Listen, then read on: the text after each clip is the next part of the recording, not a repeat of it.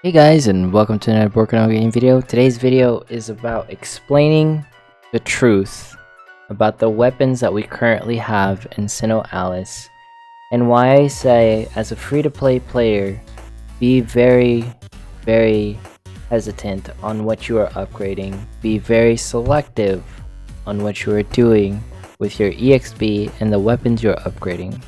Alright, so enough talk. Let's go to the weapons section of SINoALICE Database. I'm going to show you the configuration I have. So my filters are set so that essentially only blades are shown.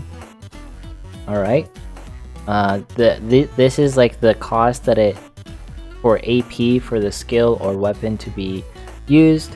And then this sort function, I have it so that the physical attack is the pretty much the most highest value that it's going to be contexting on what is searched for. So for example, at the very highest, you can see here that the wind cutting blade cataclysm has 2252 attack. Now the reason why I'm talking about this today is during the stream on Twitch, some folks were like, how does XYZ sword compare to what's in the future and what's inside JP? So you can see here, it's like, oh, it's 2200 attack, that's fine. Let's look up one of the swords that you can get from the charm medal. This is the sword of humility. You can see that I had it searched up. And this sword of humility has 1331 attack. Now some of you are like, alright, that's not a big difference, but notice on the right hand corner how low it is. Alright, notice how low it is. Notice how low it is.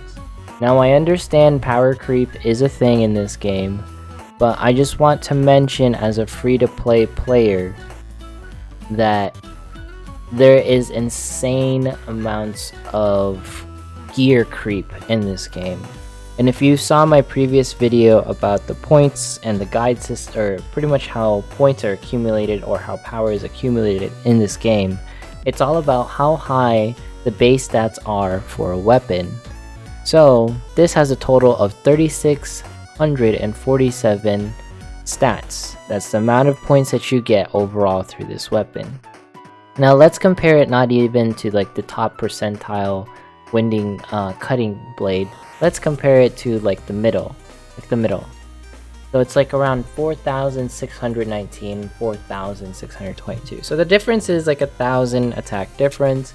But when we go up to the higher percentiles, it's like a it's almost like a 2,000 total stat difference, right?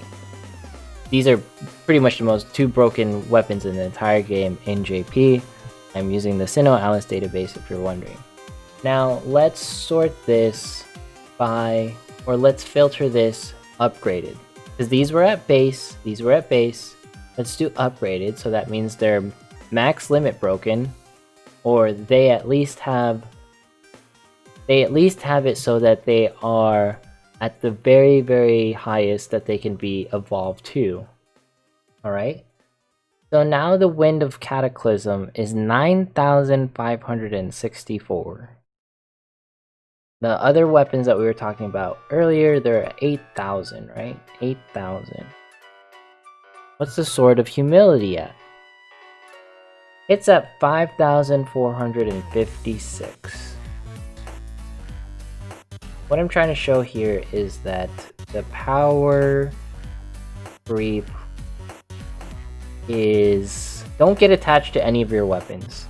Do not get attached to any of your weapons. Don't think it is the last sword you're going to upgrade in this game. This is just the beginning of the game. What I'm trying to tell you is that if you are pretty much saying, I have all of these SR weapons that have been L'd, I've max limit broken them, I have it max leveled, it's level 120, or I have like this best weapon, what have you. I'm telling you right now, things are going to change in the future, and we're not even talking about the fact that some of the weapons can get even stronger as the JP, servers also power creep. Now, one of the biggest things that I want us to notice is that we have a chance to not look at this, but also we have a chance to prepare ourselves for these upcoming banners. For example, I'm going to go to events page again, and I'm going to change this to the gacha. And when I change this to the gacha, what I'm mainly looking for is the near replicant banner that's about to occur. The near replicant banner is going to give us Kane's sword. We're going to look up Kane's sword. How does that fare? How does that fare? Because that's coming within the next month or a couple weeks. Kane's sword is right here at 6,619. Now, it is a little bit higher than the Sword of Humility, right? It's quite a bit higher. Humility at 5,456. There's like a 1,200 total stat gain difference, right? 1,200 stat gain difference. Now, it gets even larger for these weapons, right? So I will tell you that the near replicant banner is not the best pull, but it is at least your gems will have higher value when pulling at that banner. Pretty much what I'm trying to say is that be careful with your gems and how you upgrade your weapons, because it will get outclassed very quickly depending on which banners they plan to release to us. If they plan to release, for example, the ReZero collab when the anime releases, because the anime is scheduled to release sometime soon in the summer, I believe, and this is Reinhardt's sword. So that's why I'm talking about ReZero. I'm assuming that this Reinhardt sword, that it comes from the ReZero, because Reinhardt is a character from the ReZero collab in SINoALICE. So there's a possibility that essentially that in the game we will have a future where there will be a really nice opportunity to spike in power fairly quickly, right? And this is Reinhardt in the game, and that's his sword that we were just talking about. So hopefully they match the release of the anime, but that's a future topic.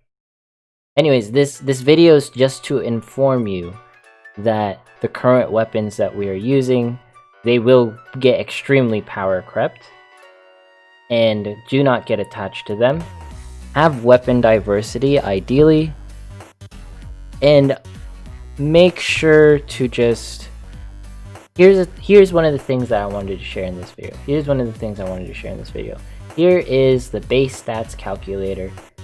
Here you can actually, I set this account so that Alice is at least level 10 class level, Snow White, Red Riding Hood, Cinderella, Pinocchio, Gretel, Sleeping Beauty, Kaguya.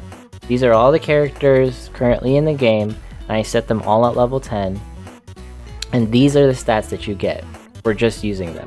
You get physical attack 600, magical attack 200, so on and so forth. What I'm trying to give you is pretty much ways to calculate yourself into a better direction, to plan out your future in a way so that you can be successful. There's even this weapons planner. I believe you probably have to like mess around with it a little bit so you can get all the fields that you want. But the biggest thing that I wanted to say is that be careful with how you spend your gems.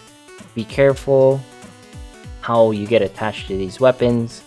Just don't invest too much into this game right now when there is huge power spikes. For example, if you got the Sword of Love and Hate that is on the paid pack that's currently available, 5,349, and it's a little bit lower than the Sword of Humility, alright? And this is at L, this is at Legendary.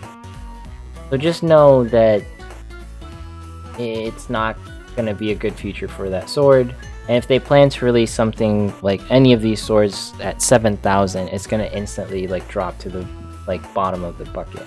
But anyways, I wanted to share this information because I feel like the community needs to know that we have a future, that we are in the state of the game, we are in the baby phases of the game, and this is not the time to whale out. If you're a free-to-play spender, if you're gonna whale, you know, you whale all the time. Power creep is always gonna happen. That's inevitable for any gacha. By the time we get to 8,000 or 9,000, what I'm saying might be mute, and they might have 12,000 already available to them. But what I'm trying to tell you is that this game is a marathon. It is not a race to see how fast that you can get in this game. This is not the point of it.